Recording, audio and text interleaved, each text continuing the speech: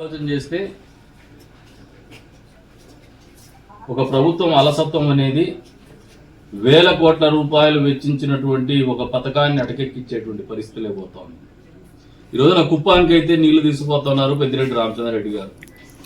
Kuppam branch canal అయితే సవ్యంగా నీళ్లు వదులుతా వస్తా ఉన్నారు.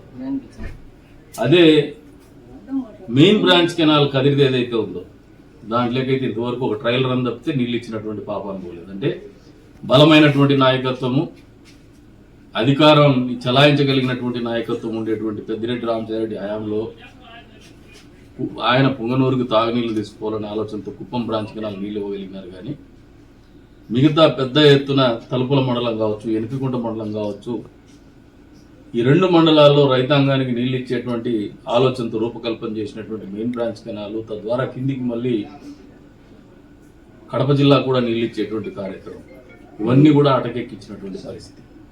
ఈ రోజున కొత్త ప్రభుత్వం ఏర్పడింది. ఈ చిన్న చిన్న పనులు ఏవైతే ఉన్నాయో కాంట్రాక్టర్లు కూడా పిలుస్తాం. కాంట్రాక్టర్లు ఏదైతే అలసత్వం వహిస్తున్నారో దాని కారణాలు కనుక్కుంటాం. అవసరమైతే క్రమశిక్షణ చర్యలు తీసుకొని కాంట్రాక్టర్ మార్చుకోరైనా కూడా పనులు వేగవంతం చేస్తాం. అతి తొందరలోనే కార్యాచరణ రూపొందించుకుంటాం. మళ్ళీ మీతో కూడా మాట్లాడతాం. ఒక టైం బౌండ్ ప్రోగ్రామ్ పెట్టుకుంటాం. ఇప్పటికిప్పుడు నేనైతే టైం చెప్పలేను, ఎందుకంటే బేసిక్గా ఈరోజే నేను కాలం వెంబడితో నడవడం జరిగింది. అలైన్మెంట్ వెంబడిగా టెక్నికల్ ప్రాబ్లమ్స్ ఏంది, దాంట్లో డబ్బు ఎంతవరకు, నిధి ఎంతవరకు ఉన్నాయి పనులు జరగడానికి, అదే రకంగా ఎన్ఆర్ఈజేఎస్కు అనుసంధానం చేసుకుంటూ ఆ చెట్లు తొలగించేది, పూడిగా తొలగించేటువంటి కార్యక్రమం చేయాలని ఆలోచనతో ఉన్నాం. దానికి సంబంధించి పీడీ గారితో కూడా మాట్లాడినాం. ఇవన్నీ కూడా కన్వర్జెన్స్ చేసుకుంటేనే ఒక అవుట్పుట్ వస్తుంది. దాన్ని అన్నింటినీ అయిన తర్వాత మళ్ళీ మీ అందరికీ కూడా, ప్రజలందరికీ కూడా తెలియపరుస్తాం ఎన్ని రోజుల్లో నీళ్ళు ఇవ్వగలమని చెప్పేసి. అంతేకాకుండా పైనుంచి వచ్చే నీరు కూడా కింది టేల్ పాయింట్ వరకు కృషి చేయడానికి ఖచ్చితంగా ఏ రకంగా దీన్ని డిజైన్ చేస్తున్నాము, ఏ ప్రాంతం చిట్ట చివరి ఆయకట్టు వరకు కూడా నీళ్లు అందించేటువంటి దిశగా అది సఫలీకృతమైనంత వరకు కూడా మా ఆలోచన కానీ మా కార్యాచరణ కానీ ఉంటుందని చెప్పేసి కూడా తెలియజెప్తున్నాం.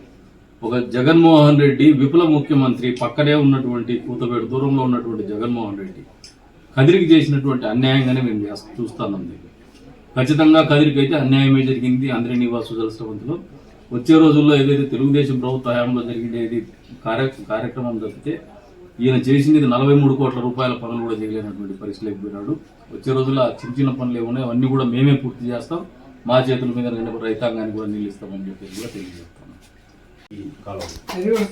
ప్రధానమైనటువంటి సమస్య కాంట్రాక్టర్ల అలసత్వం, పర్యవేక్షణ లోపించడం. చిన్న చిన్న పనులు పెండింగ్ ఉంటే కూడా ఇంత పెద్ద ప్రాజెక్ట్, దాదాపు ప్రజాధనం 600 కోట్ల పైచిలకు వెచ్చించినటువంటి ప్రాజెక్ట్ ఈ నియోజకవర్గంలో ఏ ఆలోచనతో, ఒక బృహత్తరమైనటువంటి సంకల్పంతో ముందుకు తీసుకొచ్చినారు. రైతాంగానికి, కరువు ప్రాంతమైనటువంటి అనంతపురం జిల్లా రైతాంగానికి నదీ జలాలు ఇవ్వడం అంటే అదొక కళ, అది ఒక స్వప్నం. అటువంటిది సాకారం చేయాలని పట్టుదలతో చంద్రబాబు నాయుడు గారు ప్రయత్నం చేస్తే మారినటువంటి ప్రభుత్వం జగన్మోహన్ రెడ్డి గారికి అవకాశం వస్తే దాన్ని పూర్తిగా తుంగలో దొక్కినారు. అంటే ఈ చిన్న చిన్న పనులు కూడా చేయలేనటువంటి పరిస్థితి. ప్రధానమైనటువంటి సమస్య అధికారులతో సమన్వయం చేసుకోవడం, కాంట్రాక్టర్లతో సమన్వయం చేసుకోవడం, పైన నుంచి వచ్చేటువంటి నీరు కింది పాయింట్ వరకు పోవడానికి ఏదైతే అవరోధాలు ఉన్నాయో, అవరోధాలు అయితే ఉన్నాయి, ఆ అవరోధాలను కూడా పూర్తి స్థాయిలో తొలగించుకుంటాం. అంతేకాకుండా ఇంకా అక్కడక్కడ స్ట్రక్చర్స్ కొన్ని పెండింగ్ ఉన్నాయి. ఆక్విడక్ట్ల పైన స్లాబ్ కావచ్చు, అదే రకంగా పట్నం గ్రామంలో రైతాంగం పొలాలు రెండు వైపులా, కాలువకు రెండు వైపులా ఉన్నటువంటి పరిస్థితుల్లో వాళ్ళు కూడా ఒక బ్రిడ్జ్ అడగడం, ఇంకా 2-3 చోట్ల కూడా అటువంటి డిమాండ్ రావడం, ఎనికికుంట మండలంలో కూడా వీటన్నింటినీ పరిష్కరించే దిశగానే మేము ముందుకు పోతాం. అంతేకాకుండా వచ్చే రోజుల్లో ఇంకా మేము కుప్పం బ్రాంచ్ కెనాల్ ఎంబడితో పోలేదు, ఆల్రెడీ నీళ్ళు వస్తున్నాయి. మళ్ళీ గత ప్రభుత్వం హయాంలో ఒక 46 కోట్లతో అడ్మినిస్ట్రేటివ్ శాంక్షన్ తీసుకొచ్చినారు గాండపేంట మండలానికి చెరువులకు నీళ్ళు ఇచ్చేటువంటి కార్యక్రమం అని చెప్పేసి.